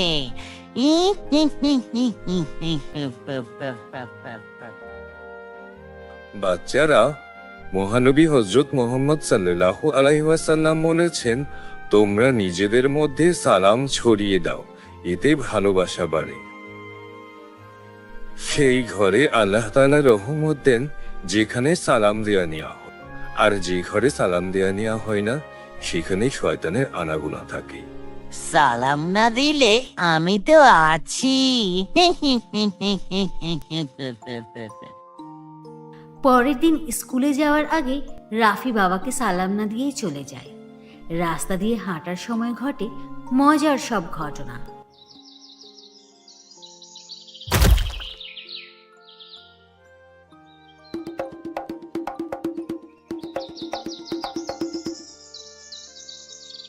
ইয়েস ইয়েস, আরেকবার জিতলাম। উফ, কি হচ্ছে এসব? আজ সব বুলিয়ে যাচ্ছে কেন? আসসালামু আলাইকুম রিমি। রিমি কোনো উত্তর না দিয়েই বেঞ্চে গিয়ে বসে। পুরো ক্লাস রিমির দিকে তাকিয়ে থাকে। বাচ্চারা, কেউ সালাম দিলে তার উত্তর না দিয়ে চলে যাওয়া একদমই ঠিক নয়।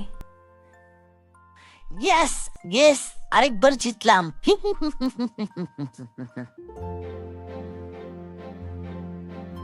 রাফি, রিমি, শোনো, তোমাদেরকে আমি সালাম শিখাই। তোমরা যদি সালাম ভুল করে না বলো ঠিক আছে, কিন্তু যত বেশি বলবে তত বেশি বরকত আসবে। আর সালাম দিলে একে অপরের সাথে সম্পর্ক আরো সুন্দর হয়। তোমরা বলতে পারো সংক্ষেপে আসসালামু আলাইকুম, উত্তরে ওয়ালাইকুম আসসালাম, তাতেও তোমরা সওয়াব পাবে।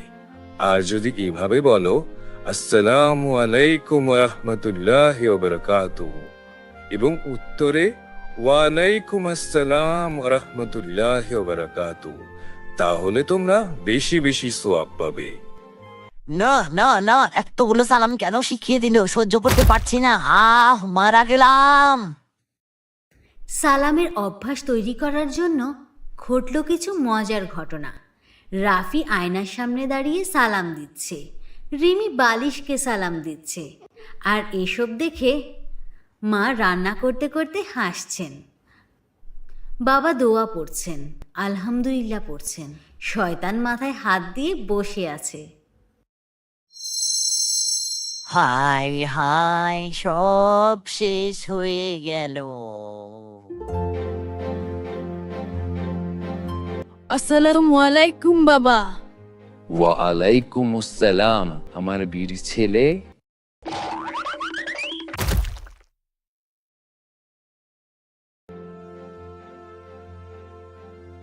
আসসালামু আলাইকুম মা। ওয়ালাইকুম আসসালাম আমার মিষ্টি মেয়ে।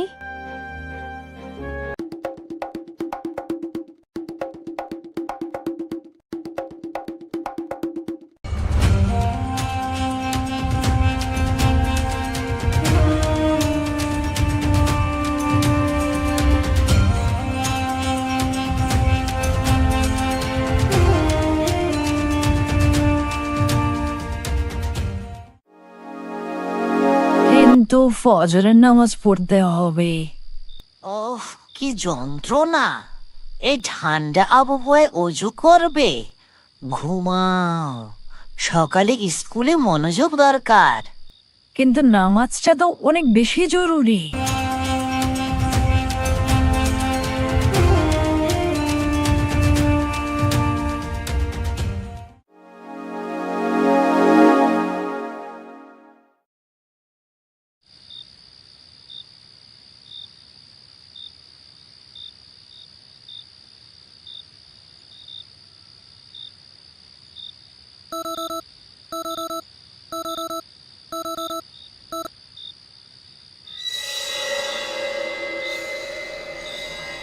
কি করছো? তুমি কি করতে যাচ্ছ? স্কুল বাসের 1 ঘন্টা আগে কেন ঘুম থেকে উঠছো? ঘুমাও, এখনো তো অনেক সময় আছে। হাও, কিন্তু ফজরের নামাজ পড়তে হবে। ওহ, কি যন্ত্রণা! এই ঠান্ডা আবহাওয়ায় অজু করবে? ঘুমাও, সকালে স্কুলে মনোযোগ দরকার। কিন্তু নামাজটা তো অনেক বেশি জরুরি। তুমি যখন স্কুলের জন্য উঠবে তখন পড়ে নিও। সেই সময় সূর্য উঠবে ঠিকই, কিন্তু আল্লাহ তো ক্ষমাশীল ও করুণাময়। ঠিক আছে, পরে পড়ে নিব।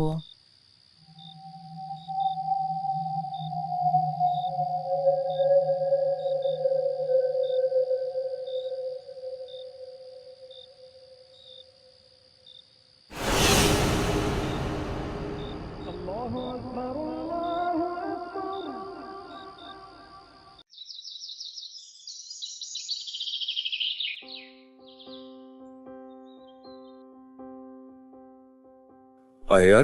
তুমি আজ ফজরের নামাজ পড়েছো? হ্যাঁ হ্যাঁ পড়েছি। ইনশাআল্লাহ কাল আমি তোমাকে নিজে জাগিয়ে তুলব। আমরা একসাথে মসজিদে যাব, ঠিক আছে? মসজিদে? আমি তো এখনো ছোট দাদু। না আয়ান, তুমি এখন বড় হয়েছ। প্রতিটি পদক্ষেপে মসজিদের পথে গেলে আল্লাহ তাআলা তোমার একটি পাক মুছে দেন, আর একটি পদক্ষেপে তোমার মর্যাদা বাড়িয়ে দেন। সত্যি তাই? তাহলে আমি কাল থেকে অবশ্যই মসজিদে যাব দাদু, ইনশাল্লাহ।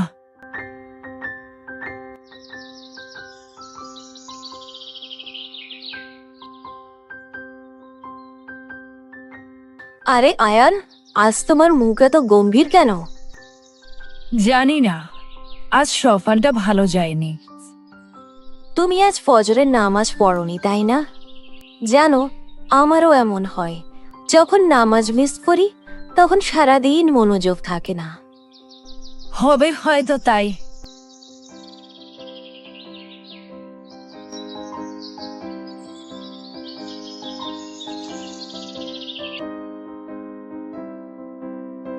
আয়ান, তোমার পরীক্ষার রেজাল্ট কেমন হয়েছে?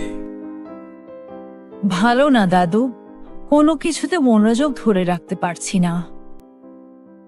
কেন জানো? কারণ নামাজ মানুষকে আল্লাহর স্মরণে রাখে। যে নিয়মিত নামাজ পড়ে সে পড়াশোনাতেও নিয়মিত হয়। মানে নামাজের সাথে পড়াশোনার সম্পর্ক আছে? অবশ্যই আছে। যেমন আমরা বছরে 2 বার গাড়ি সার্ভিস করি, ঠিক তেমনি মানুষও 5 ওয়াক্ত নামাজের মাধ্যমে নিজের মন, আত্মা আর শরীরকে পরিশুদ্ধ রাখে। এভাবেই সে সেরা পারফরমেন্স দিতে পারে। তাহলে আমি আবার নিয়মিত নামাজ পড়া শুরু করব দাদু।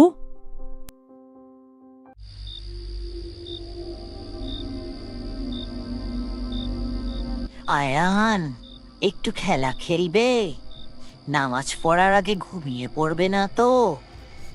না, এবার নয়, আমি এখন নামাজ পড়ব। না, একদম নয়। তুমি ফজরের জন্য জাগবে না, মনে রেখো। ইনশাআল্লাহ আমি অবশ্যই উঠব ফজরের নামাজ পড়ার জন্যে। না, উফ, অসহ্য। আমি এগুলো সহ্য করতে পারছি না। ও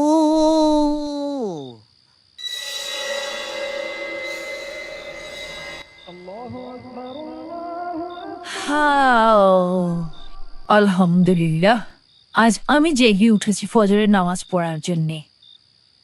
মাশাআল্লাহ, আজ আমার দাদু ভাই জেগে উঠেছে।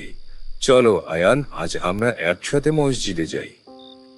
চলুন দাদু।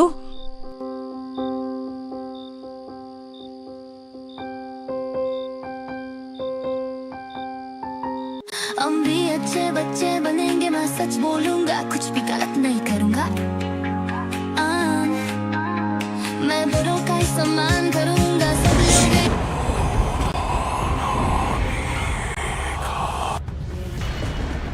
আরে আরে, এ কি ঘরটা কোথায় গেল? সবকিছু হারিয়ে গেল। কিভাবে সম্ভব হলো? সবকিছু কোথায়? রোহিণ, আমি তোমাকে সতর্ক করেছিলাম, তুমি প্রতিশ্রুতি রাখোনি। তুমি আমাদের বিশ্বাস ভেঙেছো। যে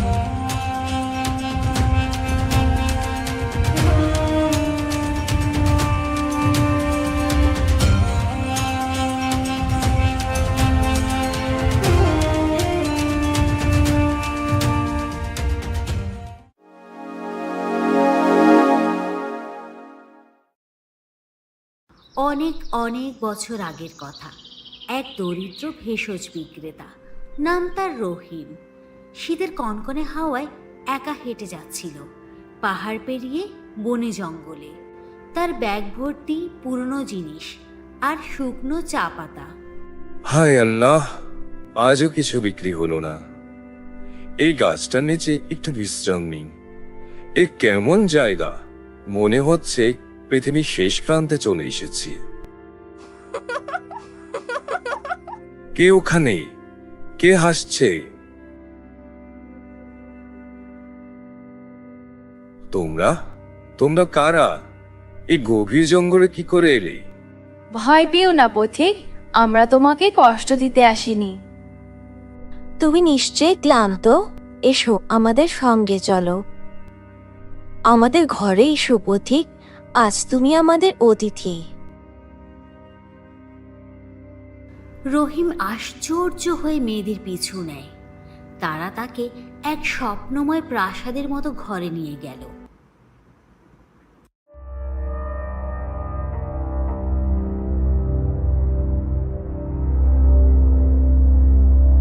স্বাগতম যুবক, তুমি নিশ্চয়ই দীর্ঘ পথ হেঁটে এসেছো। আজ রাতে আমাদের অতিথি হও, বিশ্রাম নাও। আপনারা সত্যি দয়ালু। আমার কাছে এর চেয়ে বড় উপহার আর কিছু হতে পারে না। তুমি জানো, আমি প্রতিজ্ঞা করেছিলাম যে প্রথম অতিথি হয়ে আসবে তার সঙ্গে আমার এক কন্যার বিয়ে দেব। তুমি সেই অতিথি।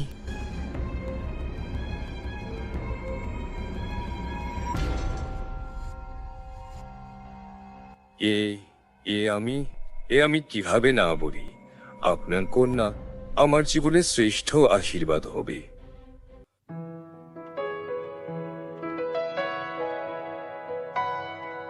বিয়ে হলো। সুখে ভরা এক নতুন জীবন শুরু করলো রহিম। সুন্দরী স্ত্রী তাকে খুব ভালোবাসতো, যত্ন করত, তার জন্য রান্না করত, সেলাই করত। রহিম ভাবল, আমি স্বপ্নে আছি।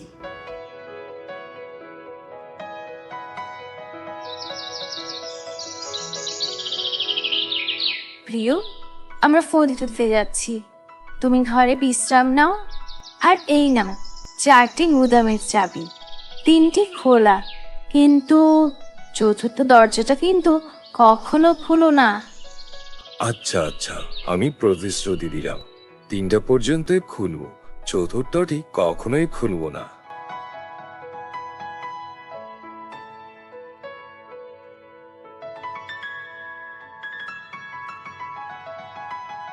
কিছুক্ষণ পর ঘরটা নিস্তব্ধ হয়ে গেল। রহিম একা, বিরক্ত, কৌতূহল তাকে গ্রাস করছে।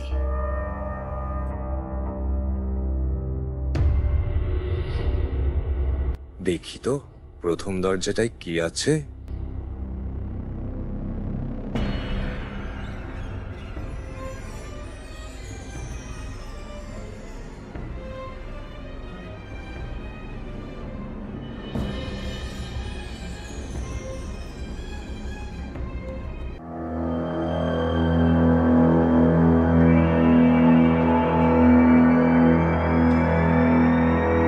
প্রথম দরজার ওপারে গ্রীষ্ম, রোদ, উষ্ণতা, বাতাসে ভরা জীবন। আরে এ কি? এটা যেন আরেক পৃথিবী। কিভাবে সম্ভব?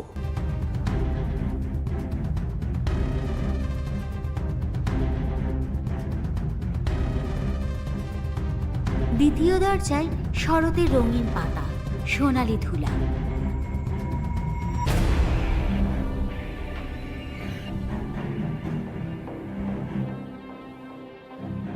তৃতীয় দরজায় তুষারে ঢাকা শীতের রাজ্য। বাহ, চমৎকার! এ তো অপরূপ। কিন্তু চতুর্থটিতে কি আছে? ওটা খুলতে নিষেধ করেছে। তার মানে সেখানে হয়তো আরো বেশি কিছু সৌন্দর্য লুকিয়ে আছে, অথবা গোপন কিছু। দেখতেই হয়। তার প্রতিশ্রুতি ভুলে গেল রহিম। চতুর্থ দরজার দিকে এগিয়ে গেল সে। একবার দেখলে কি আর হবে? যাই একটু খুলেই দেখি।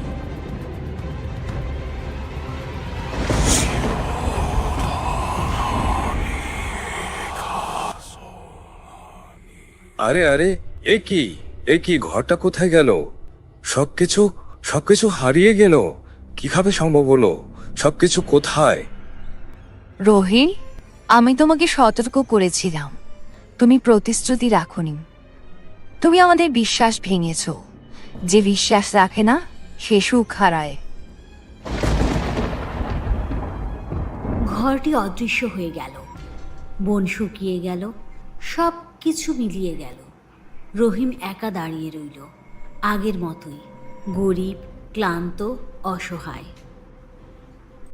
এই পৃথিবীতে সুখ পাওয়া সহজ নয়, কিন্তু পাওয়া সুখ ধরে রাখা আরও কঠিন। বিশ্বাস আর কৃতজ্ঞতাই আশীর্বাদকে স্থায়ী করে, আর তাই বেশি লোভ কখনো করতে নেই।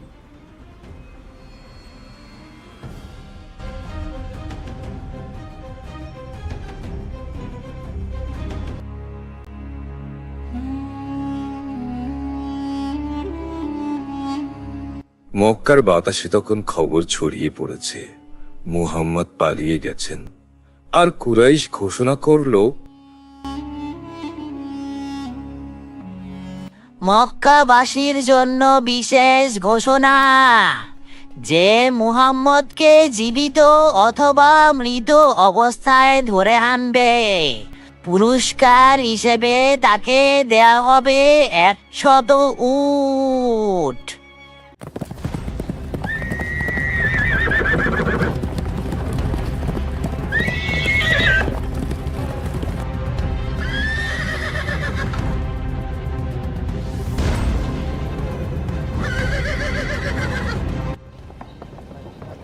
হে সুরাকা ইবনে মালিক, হে সুরাকা ইবনে মালিক, হে সুরাকা, তুমি কেন ঘরে বসে আছো? তুমি কি গোত্রগুলোর ঘোষণা শুনোনি? ঘোষণা? কিসের ঘোষণা? আমি তো কোনো ঘোষণা শুনিনি। কোন ঘোষণার কথা বলছো? মুহাম্মদ মক্কা থেকে পালিয়ে গেছেন, আর কুরাইশ ঘোষণা দিয়েছে যে কেউ যদি মুহাম্মদকে জীবিত অথবা মৃত অবস্থায় ধরে আনে তাকে 100টি উৎকৃষ্ট উট পুরস্কার হিসেবে দেয়া হবে। তারপর কুরাইশদের অশ্বারোহীরা চারদিকে ছুটে গেল মুহাম্মদ এবং তার সঙ্গী আবু বকরকে ধরার জন্যে। অশ্বারোহী? হা! কোন অশ্বারোহী? মুহাম্মদকে কেউ ধরতে পারবে না যদি না তা আমি হই। আমি শুধু একজন দক্ষ অশ্বারোহী নই, চিহ্ন অনুসরণেও পারদর্শী। আল্লাহর কসম, ওই 100 উট আমারই হবে। তারপর কুরাইশদের অশ্বারোহীরা চারদিকে ছুটতে লাগলো রাসূল সাল্লাল্লাহু আলাইহি ওয়াসাল্লাম এবং তার সঙ্গী আবু বকর রাদিয়াল্লাহু আনহুকে ধরার জন্য। কিন্তু নবী সাল্লাল্লাহু আলাইহি ওয়াসাল্লাম ও আবু বকর রাদিয়াল্লাহু আনহু এমন এক গোপন পথে রওনা হয়েছিলেন যা কুরাইশদের কেউ জানত না। ইয়াসরিব, মদিনা যাওয়ার পথ, যাতে কেউ তাদের খুঁজতে না পারে। কেউ না, শুধু সুরাকা ইবনে মালিক ছাড়া। সুরাকা বুদ্ধিমান ছিল। সে ধারণা করলো হযরত মুহাম্মদ সাল্লাল্লাহু আলাইহি ওয়াসাল্লাম এই পথেই গেছেন। সে পায়ের চিহ্ন অনুসরণ করতে করতে দূরে দুজন যাত্রীকে দেখতে পেল। ওই দুজন কারা? আরে ওরাই তো মুহাম্মদ এবং তার সঙ্গী। আল্লাহর কসম, আমি যেন চোখের সামনেই 100 গুণ দেখতে পাচ্ছি।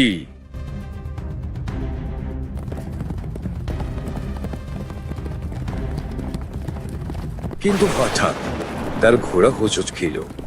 খুরগুলো বালুর বুকে ঢুকে দিল।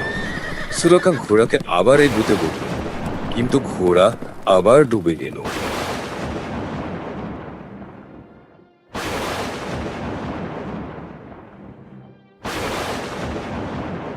হে সুরাকা, রাসূল সাল্লাল্লাহু আলাইহি ওয়াসাল্লাম আল্লাহর কাছে দোয়া করেছেন যেন তুমি আমাদের কাছে পৌঁছাতে না পারো।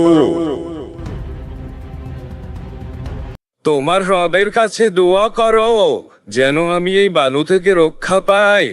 আমি প্রতিশ্রুতি দিচ্ছি, আমি তোমাদের কোনো ক্ষতি করব না। হে সুরাকা, নবী সাল্লাল্লাহু আলাইহি ওয়াসাল্লাম তোমার নিরাপত্তার জন্য দোয়া করেছেন। সুরাকা মুক্ত হলো। তারপর মনে মনে ভাবলো, এখন আমি নিশ্চয়ই যাব, ওদের ধরবো এবং 100 উট পাবো।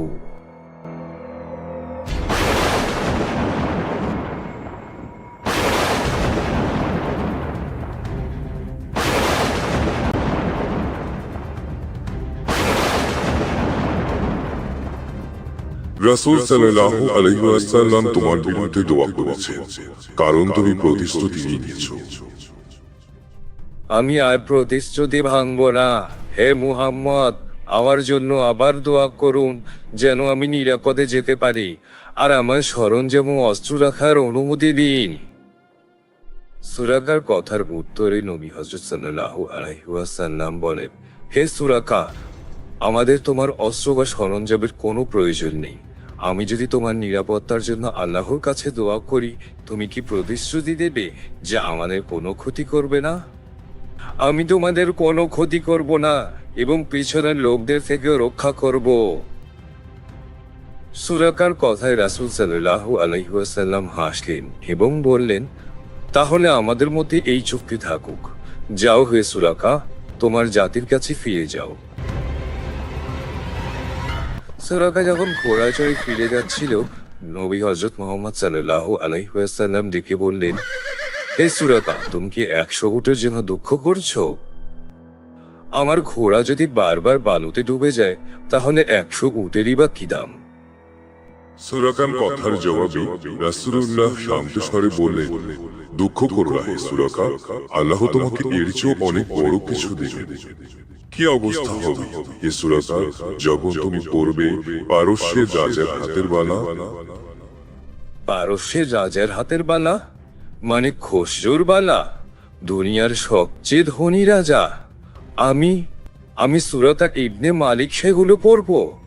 জবাবে নবী সাল্লাল্লাহু আলাইহি ওয়াসাল্লাম বলেন, হ্যাঁ হে সুরাকা, তুমি সেগুলো পড়বে।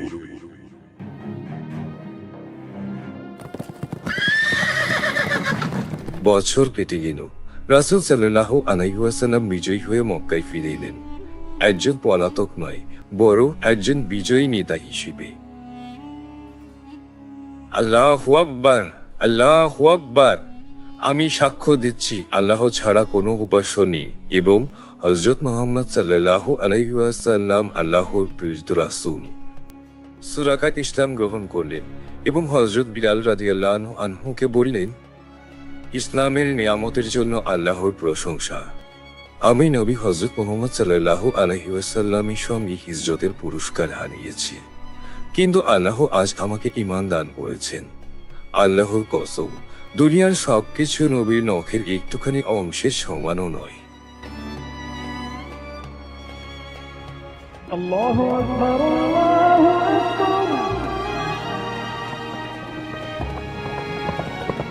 আবারও সময় বয়ে গেল। মুসলমানরা পারস্যকে পরাজিত করল এবং বিশাল ধন সম্পদ নিয়ে মদিনায় ফিরে এলো। পারস্যের সমস্ত রত্ন আমিরুল মুমিনিন ওমর ইবনুল খাত্তাব রাদিয়াল্লাহু আনহুর সামনে আনা হলো। বিলাল রাদিয়াল্লাহু আনহু বললেন, হে আমিরুল মুমিনিন, এই সমস্ত ধন সম্পদ কি বাইতুল মালে রাখবো?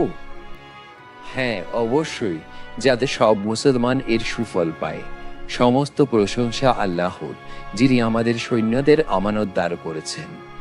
তখন সুরাকা এগিয়ে এসে হাসি মুখে বললেন, হে আমিরুল মুমিনিন, এগুলো রাখার আগে আমাকে আমার অংশ দিন। তোমার অংশ? কোন অংশ হে সুরাকা? পারস্যের রাজা খসরুর বালা। খসরুর বালা? তুমি এগুলো নিজের জন্য দাবি করছো? হ্যাঁ, আমি এগুলো নিজের জন্য দাবি করছি হে আমিরুল মুমিনিন। রাসূলুল্লাহ সাল্লাল্লাহু আলাইহি ওয়াসাল্লাম হিজরতের দিনে আমাকে এই প্রতিশ্রুতি দিয়েছিলেন যখন আমি তাকে ধরতে গিয়েছিলাম 100 উটের লোভে। আবু বকর রাদিয়াল্লাহু আনহু এই বিষয়ে সাক্ষ্য দেবেন।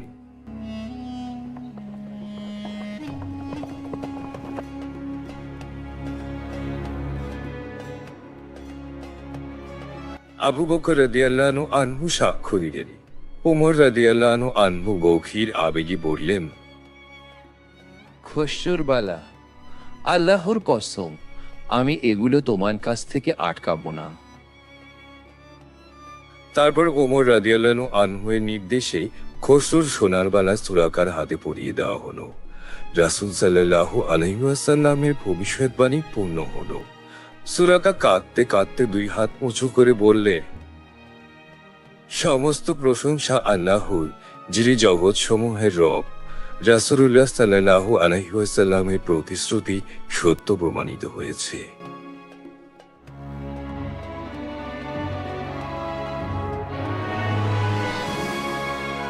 অসীম দয়ালু পরম করুণাময় আল্লাহর নামে। আল্লাহ প্রতিশ্রুতি দিয়েছেন, তোমাদের মধ্য থেকে যারা ঈমান এনেছে এবং সৎ কাজ করেছে তিনি তাদেরকে পৃথিবীতে খিলাফত দান করবেন, যেমন তিনি পূর্ববর্তীদের দান করেছিলেন, এবং তাদের দিনকে প্রতিষ্ঠিত করবেন ও তাদের ভয়কে নিরাপত্তায় পরিণত করবেন। সূরা আন-নূর আয়াত 55। ما هالهم يا أخي النبي هو بيت قلبي الذي نوره النير العالم أطفى صلبه إنه الشخص المفضل لدى الجميع